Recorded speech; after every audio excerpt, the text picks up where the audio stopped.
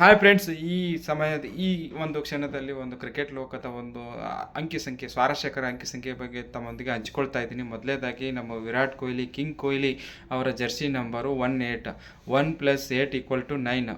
ಆಮೇಲೆ hit man Rohit Sharma ಅವ್ರದ್ದು 45, 4+5=9. ಸಂಜು ಸ್ಯಾಮ್ಸನ್ ಅವರ ಜರ್ಸಿ ನಂಬರ್ 9. ಈ ಮೂರರಲ್ಲಿ 9 ಜರ್ಸಿ ಸಂಖ್ಯೆ ಕಾಮನ್ ಆಗಿದೆ ಅಂತ ಹೇಳ್ತಾ, ಇವು ಮೂವರು ಇಡೀ ವಿಶ್ವ ಕ್ರಿಕೆಟ್ನ ದಿಗ್ಗಜರಂತ ಹೇಳ್ತಾ ಇದ್ದೀನಿ.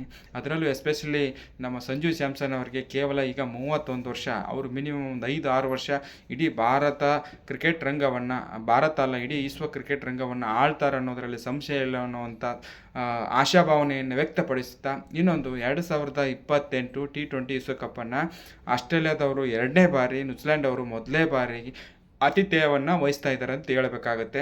ಅಕ್ಟೋಬರ್ 21ರಿಂದ 2028 ನವೆಂಬರ್ 19ರವರೆಗೂ ಒಟ್ಟಾರೆ 20 ತಂಡಗಳು ಈ ಸಾರಿ ಒಲಿಂಪಿಕ್ಸ್ ಸೇರಿಸ್ತಾರೆ. ಒಂದು ವಿಶೇಷ ಕೂಡಿರ್ತೈತೆ ಅಂತ ಹೇಳ್ತಾ, ನಾನು ನವೆಂಬರ್ 19 ಒಂದು ಸ್ಪೆಷಲ್ ದಿನಾಂಕವನ್ನು ಯಾಕೆ ಮೆನ್ಷನ್ ಮಾಡ್ತಾ ಇದ್ದೀನಿ ಅಂದರೆ, 2023 ನವೆಂಬರ್ 19ರಂದು ನರೇಂದ್ರ ಮೋದಿ ಕ್ರೀಡಾಂಗಣ ಅಹಮದಾಬಾದ್ನಲ್ಲಿ ಭಾರತ ಇದುವರೆಗೂ ವಿಶ್ವಕಪ್ 50 ಓವರ್ಗಳ ವಿಶ್ವಕಪ್ನಲ್ಲಿ 10 ಪಂದ್ಯವನ್ನು ಕಂಟಿನ್ಯೂ ಆಗಿ ಎತ್ಕೊಂಡು 11ನೇ ಪಂದ್ಯ ಫೈನಲ್ನಲ್ಲಿ ಆಸ್ಟ್ರೇಲಿಯಾ ವಿರುದ್ಧ ಸೋತು 140 ಕೋಟಿ ಜನರಲ್ಲಿ ಒಂದು ಏನಪ್ಪ ಅಂದ್ರೆ ಒಂದು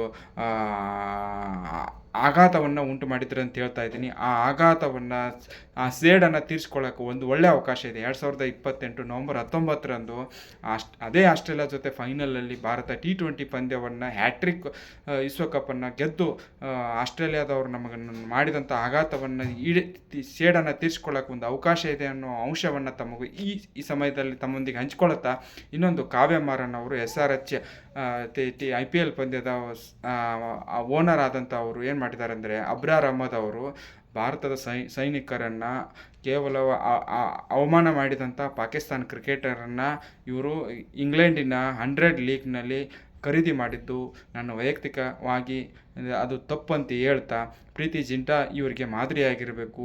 ಅವರು ಕೂಡ IPL ಮಾಲೀಕತ್ವ ಹೊಂದಿದ್ರು ಭಾರತದ್ದು.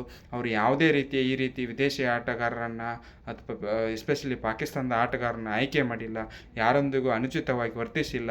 ಅವರು ಕಪ್ ಗೆಲ್ಲದೇ ಇರಲಿ, ಭಾರತ ಸೈನಿಕರಿಗೆ ಅವ್ರ ಕೈಲಾದಂಥ ಸಹಾಯವನ್ನು ಮಾಡಿದಾರನ್ನೋ ಒಂದು ಈ ಸಮಯದಲ್ಲಿ ತಮ್ಮೊಂದಿಗೆ ಹಂಚ್ಕೊಳ್ಳುತ್ತಾ, ಕಾವ್ಯ ಮಾರನ್ ಅವರು ಇವರನ್ನು ಮಾದರಿಯಾಗಿ ಇಟ್ಕೊಂಡ್ರೆ ಇನ್ನೂ ನಮಗೆ ಒಳ್ಳೆಯದಾಗುತ್ತನ್ನೋ ಒಂದು ಆಶಾಭಾವನೆಯೊಂದಿಗೆ ನನ್ನ ವಿಡಿಯೋ ಮುಗಿಸ್ತಾ ಇದ್ದೀನಿ.